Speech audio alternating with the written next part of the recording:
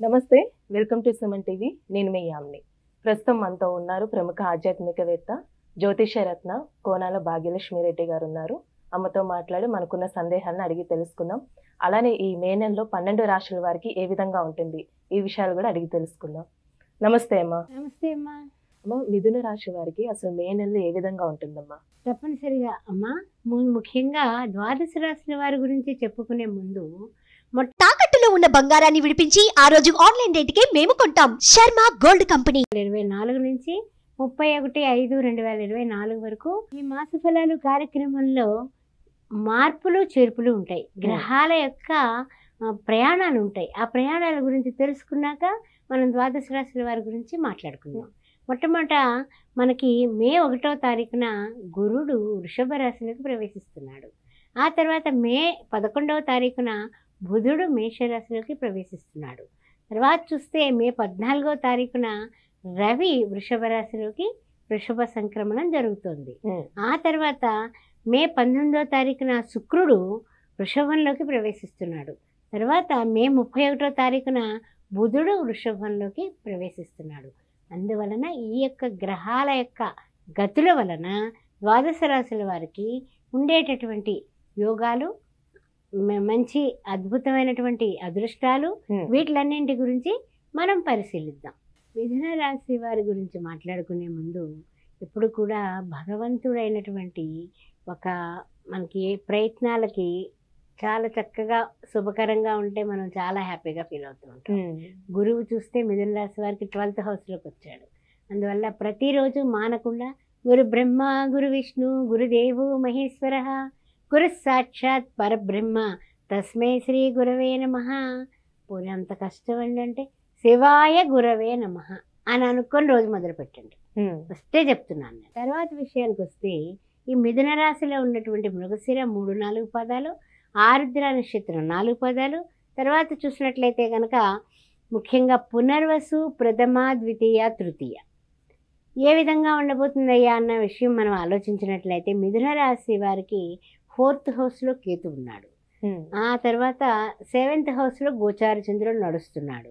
తర్వాత చూసినట్లయితే 9th హౌస్లో శని భగవానుడు ఉన్నాడు. కర్మలన్నీ కూడా సత్కర్మలు చేయించడానికి ఆయన మహానుభావుడు 9th హౌస్లో కూర్చున్నాడు. మిథున రాశి వారికి ఆ విషయంలో ఏం పర్వాలేదు. కానీ దశమంలో బుధ కుజ రాహువులు కలయిక, రాశ్యాధిపతి అయినటువంటి మిథున రాశి రాశ్యాధిపతి బుధుడు ఇక్కడ మనకి మీనరాశిలో కూర్చున్నాడు. దాని వలన చిన్న చిన్న చికాకులు వచ్చే ఇది కనపడుతుంది. తర్వాత ముఖ్యంగా ఏమిటంటే కుజ రాహువుల యొక్క సంగమం నడుస్తుంది. కుజుడు డామినేషన్ బుధుడి మీద ఉంటుంది. అందువలన ఆ ఆస్తంతా ఏదైనా సరే తొందరపాటు నిర్ణయాలు తీసుకోవడం, తర్వాత మళ్ళా పర్వాలేదు అని నిలదొక్కునేలోగా అదే ఆలోచన మనకి ముందుకు తీసుకెళ్ళచ్చు, లేకపోతే మనల్ని లాసు చేయొచ్చు. బుధుడు అక్కడ ఉండడం, కుజుడు అక్కడ ఉండడం, రాహువు కూడా చేరడం వల్ల వచ్చే లాభాలు నష్టాలు కొంచెం ఉంటాయి. అంటే రెండూ ఉంటాయి, లాభం ఉంటుంది, నష్టం ఉంటుంది. ఆ తర్వాత చెప్పాలంటే కనుక 11వ ఏంట శుక్రుడు రవి, ఎందుకంటే గురువు మారిపోతున్నాడు కదా, అందుకని ద్వాదశంలో గురుడు ఉన్నాడు. ఈ శుక్రుడు రవి 11th హౌస్లో ఉండడం వల్ల వీళ్ళకి ఆరోగ్యం బాగుంటుంది.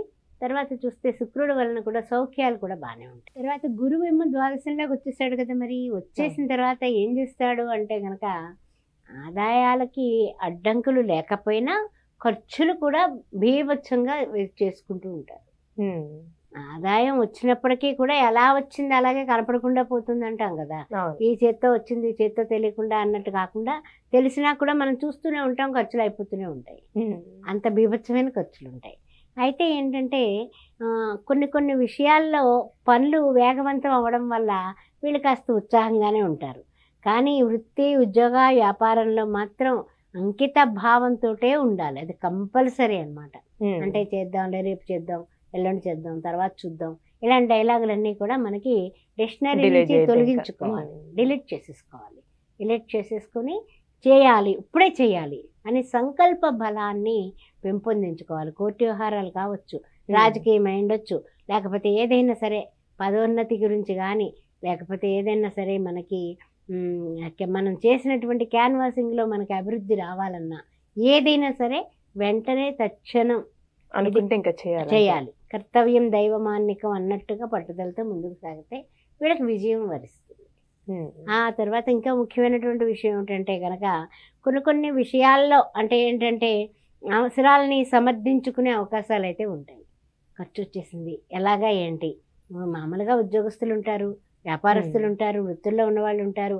ఎప్పటికప్పుడు ఎవరికైనా సరే ఖర్చు వచ్చి మీద పడితే భయపడతారు. కానీ వీళ్ళు తెలివితేటలుగా చాకచక్యంతో సమర్థవంతంగా ఖర్చుల్ని అధిగమిస్తారు.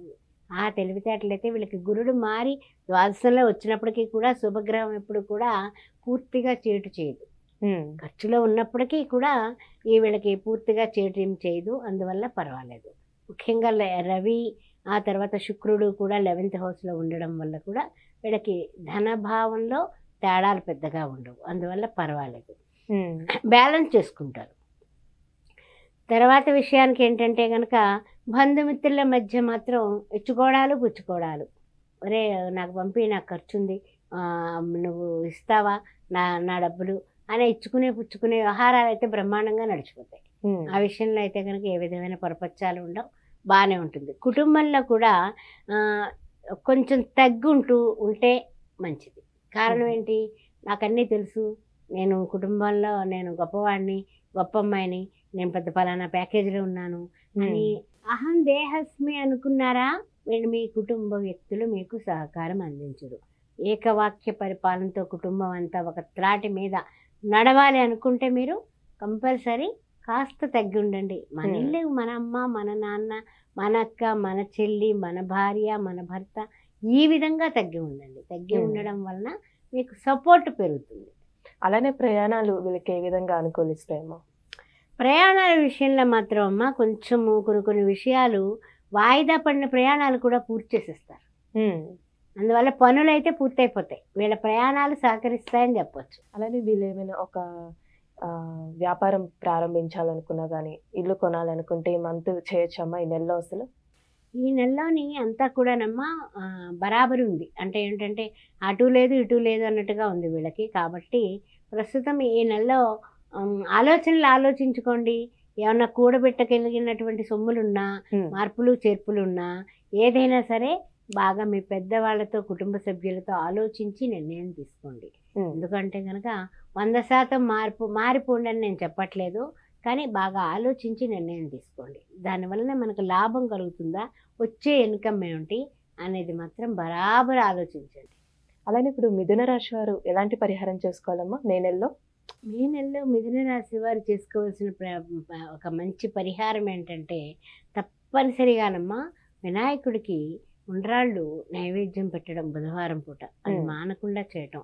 ఆ తర్వాత గరికెతో ఓం గం గణపతే నమః ఏకదంతాయ విద్మహే వక్రతుండాయ ధీమహి తన్నో దంతి ప్రచోదయాత్ అనే శ్లోకాన్ని ప్రతిరోజు చేసుకుంటూ చిన్న బెల్లం ముక్క వినాయకుడికి నైవేద్యం పెట్టి ఎక్కడికన్నా వెళ్ళేటప్పుడు తప్పనిసరిగా ఆ బెల్లం ముక్క నోట్లో వేసుకుని వెళ్ళండి, ఆ పని అయిపోతుంది.